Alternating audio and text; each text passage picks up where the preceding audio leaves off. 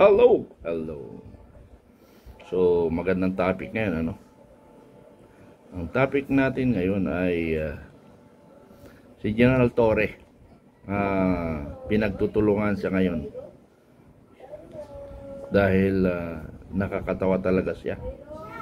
Sana tuloy-tuloy itong pagbatikos natin kay General Torre para maintindihan niya na mayroon siyang mali na ginagawa sa kanyang pamumuno. So pakinggan natin. Pag-usapan natin ngayon itong post ni General Fillmore Bondilles. Sabi niya, General Torre, this is a challenge to you, started from General Parlade. Here, this challenge from General Parlade to General Torre, simulan mo na. You're in a position of power to defeat the true enemies of the state. Ito, post ni General Parlade, title niya is Bleeding Heart. Nagdadalamhati ang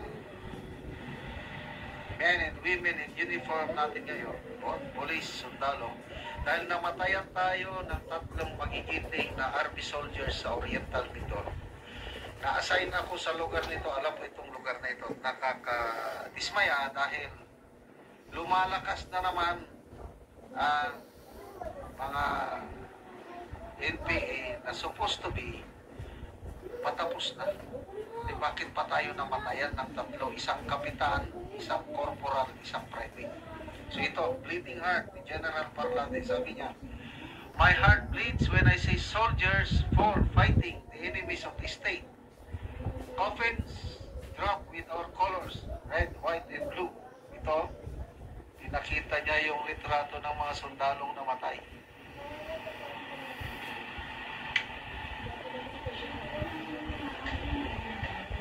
The bleeding gets even harder when I see people take advantage of their death, knowing that they too were responsible why the enemy has tried for so long.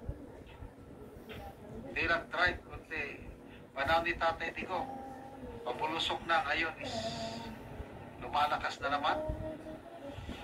Think intelligence fund.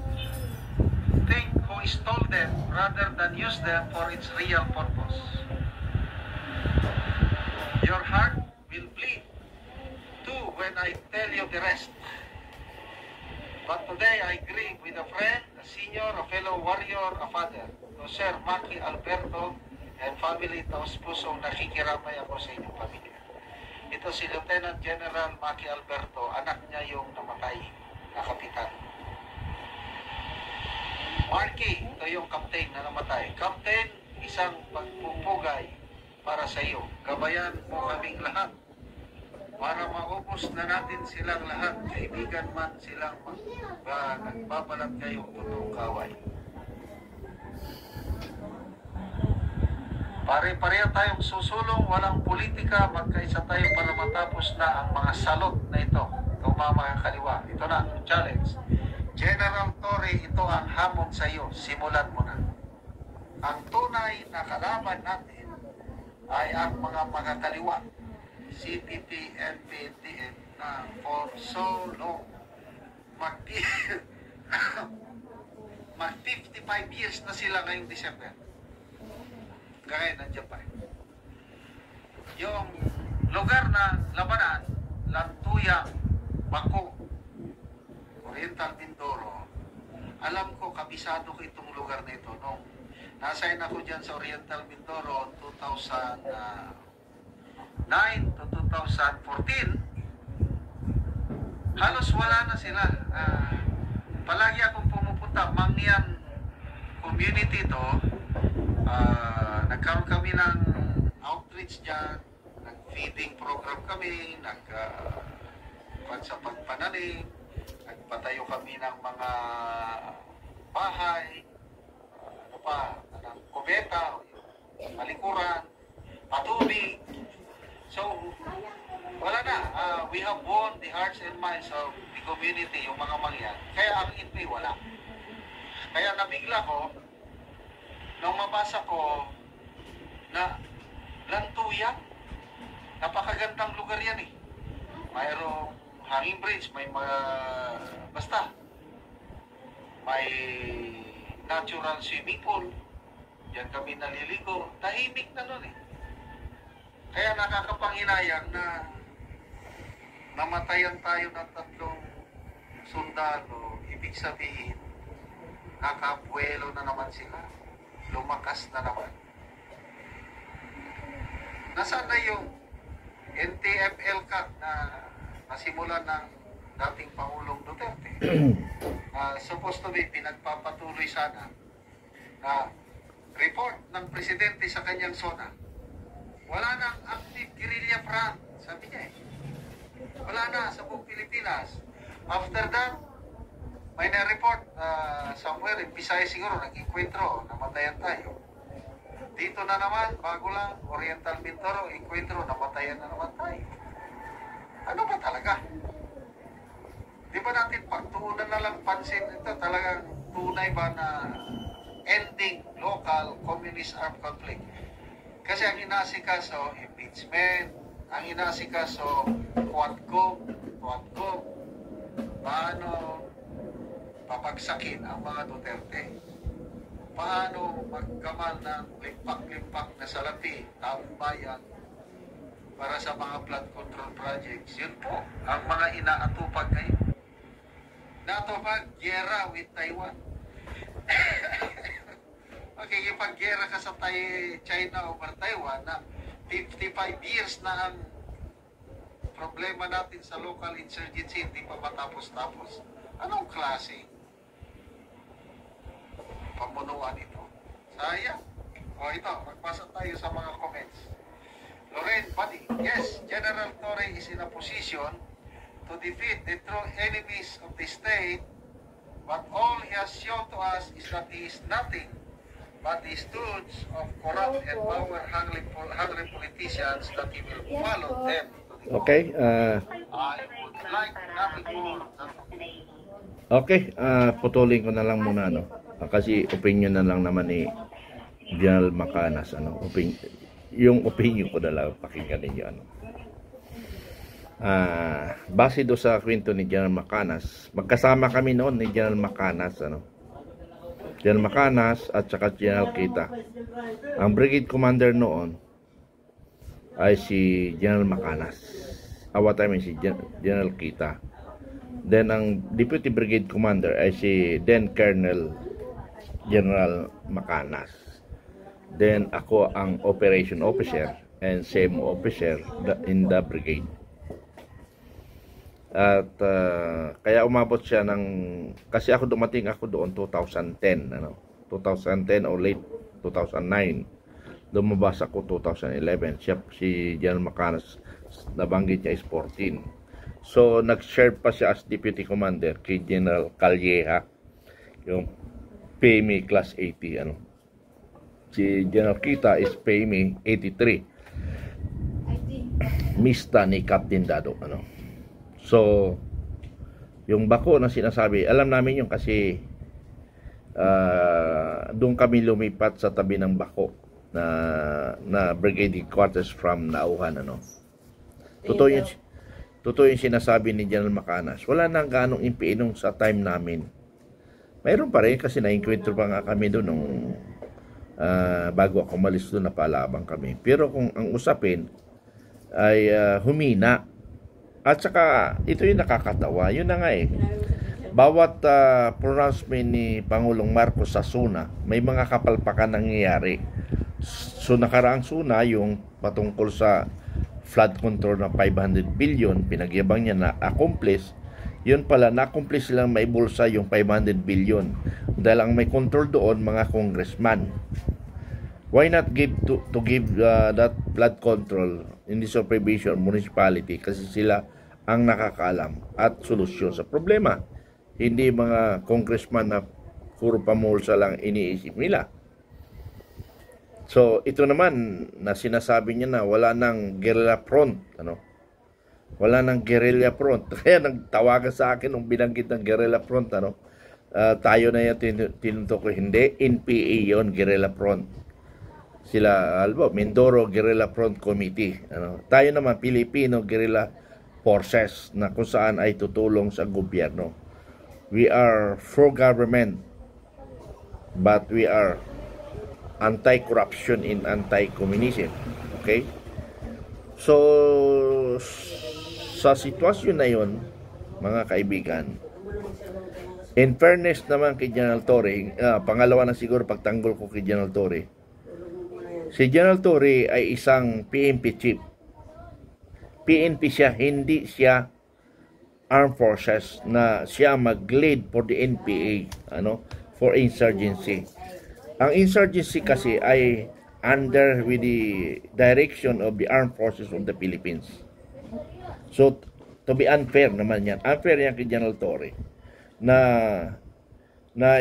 ibinibigay natin or sinachallenge na in terms of insurgency. Kaya nga ito yung sinasabi ko Ito yung sinasabi ko. Ito yung sinasabi ko na ang insurgency should be handled by Philippine National Police. And this is the time kung gagawin ng administration. Now, kung hindi magawa ng administration ngayon, I will rather request the next administration that insurgency be handled by the Department of Interior Local Government. Bakit? Sila ang may hawak ng peace and order internal problem, which is the Department of Interior. Kaya nga interior ang EFP exterior. External. External ang EFP. So very clear yan. So kung mayroong contradiction of the law, baguhin yung batas. I-redefine ang batas. I-amin ang batas. Katulad ng Republic Act 1700, which is anti-subversion law. Ang ginawa ni Pangulong Ramos Jr. ay hindi ititrain siya as a political detainee ang mga NPA or mga NDF, which is i-detain sila as a criminal. Na yun daw ang the best way is very effective for charging NPA. Pero wala rin because we have a problem of justice system. So we have a problem justice system. Sana ibalik. Hindi yung dapat i-treat sila as political. Because talaga naman sila political lang naman sila. Hindi, they are not a criminal. We are not criminal yung mga NPA. That is a political. So ganun sana. Kasi kung kaso-kaso lang, wala rin Tignan mo, si Saturo Campo, si Franz Castro is criminal convicted, andiyan pa sa Congress. Bakit? Kasi nga, dahil nga sa batas, sa proseso ng batas. So, dapat gawin na lang political detainee ang gagawin natin mga kaibigan. So, unfair yan kay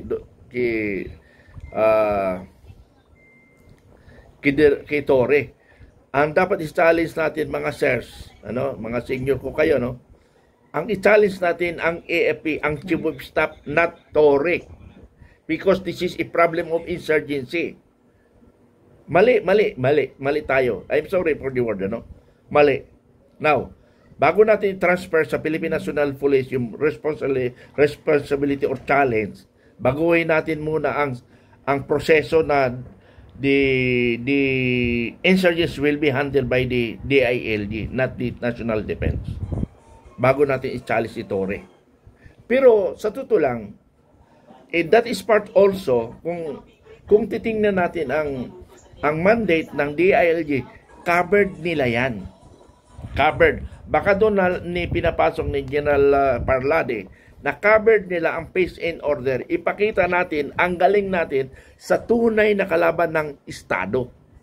And number one kalaban ng Estado ay NPA o communist, not the political. Political is only a political system. That is a process of political system or a democratic process. Bakit ka Torre diyan ka nakapokus? Kito 13 na pinakulong mo, dinala mo. Kaya doon din ako galit sa'yo, General Torre. Uto-uto ka na, sumunod ka Ay, sinunod mo, ayan, nakaposisyon ka ngayon. Ganun ba? Yun ba yung challenge sa PNP? Ganun ba sa Philippine National Police? You challenge me, Philippine National Police. Para maging PNP chief, magpasiklab ka. Yung katulad ginawa ni Torre. Kasi kung hindi naman ginawa ni Torre yung pasiklab sa ano tawag nito, sa KOGC, at saka kay Digo pagkidnap, hindi naman maging tube stop. Ginawa niya lang yun kasi gusto niya maging tube stop. Ganong kagahaman si Torre. Ano? Magawa niya lang ang gusto niya para makamit niya lang ang ambisyon niya. Ganon ka-uto-uto ang si General Torre. Ano? Na-find out ko kahapon, may tumawag sa akin, General Torre, sinusuka sa kanila doon sa South Cotabato. Tinanong ko siya. Hindi yan nagpapakita daw doon sa South Cotabato. Ayon sa sources ko. Kasi hindi siya kinikilala doon eh. Doon siya pumunta sa Negros, doon sa kanyang mga magulang kasi hindi siya kilalang pag-uugali niya, kaya welcome siya doon. So ganun. So, unfair naman na ipapasa natin kay General Torre yung responsibility. Hindi naman nila president. Pero, kung tutusin, handle pa rin lang because that's part of peace and order. That is the duty of the Philippine National Police. Pero dapat i-challenge siya ng AAP. Bakit dumadami? Bakit pumayag kayo armed forces? Bakit kayo pumayag na guerrilla front is cleared na? Sabi ni Pangulong Marcos sa suna niya. Saan ba galing yung information? Galing ba sa kanila? O galing sa inyo? Kung galing sa inyo, ay naklanto pa, ginagago naman natin ang AFP, ginagago naman natin ang sarili natin kung galing sa source sa AFP yan. So, tingnan mo, ang dami. Tayo, tungtuwa tayo pag nakapatay ng NPA. Pag namatayan naman tayo, padrama-drama pa tayo. Mali nga eh, mali. I'm not happy anyone from the NPA, from the AP, from the civilian na mamatay. I'm not happy for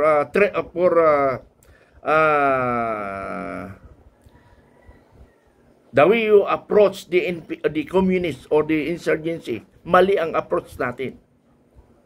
We approach heavily psyops, not combat. Sabi ko nga, pag napatayan niya NPA, mas dadami pang NPA. Mas maganda siguro, baril lang kunin ninyo eh. Yung surrendered. Kasi pag wala na rin silang baril, hihina sila. At saka hindi na rin sila makakumbinsi sa mga barangay. Ang mga barangay captains, sa totoo lang mga kaibigan, nagbibigay ng baril yan sa mga NPA, baril or pera. Local government, mayor, gobernador, congressman, senador, nagbibigay ng pera yan. Nagbibigay ng baril sa mga NPA. Tapos ang EAP, hinahayaan lang. Because that politics, natakot sila sa politika. Baka di sila tawag nito, ma-confirm their promotion. Bakit si General Palparan, natakot ba siya sa confirmation? Hindi. Bahala sila kung i-promote siya. Bahala kung i-promote nila kung hindi. Basta, I'm doing my duty. Yun lang yung kanya. Nakulong siya, masaya siya. Because they perform properly. Kasama ko siya. Ako testigo mismo. Ako nagtanggol sila sa kanya sa korte. Pero hindi ko kinayang pag-witness. Ako ang nagtanggol. Nobody volunteer from the military sector to be witnessed by General Palparan. Ako lang ang umarap.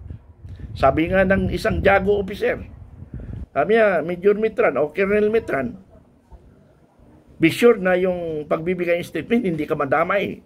Sinagot ko lang simple, kung gagawin ko yan, sir, sino na ang magtatanggol sa ating kasama? Kasama natin yan, ipagtanggol natin. Hindi ako natakot na ma-involved ako. Because, tama lang yung sinasabi ko eh. Now, kung maging mali, ay wala akong magagawa. Pero, ginawa ko ang gusto ko. System, justice system yan eh. Pero dapat, tulungan natin ang justice system sa gobyerno. At ang armed forces, tulungan natin. Tayong mga retired, I'm calling for all retired. We are free. We are free to support the armed forces by way of social media. Hindi na tayo military na as a military, we can be called military active once we recall. But our mindset is military. We are retired, so we are open to discuss matters in regard to solving insurgency in support AFP. Okay, yun lang muna. Maraming salamat. Umaba ng aking mga kwan. Maraming salamat.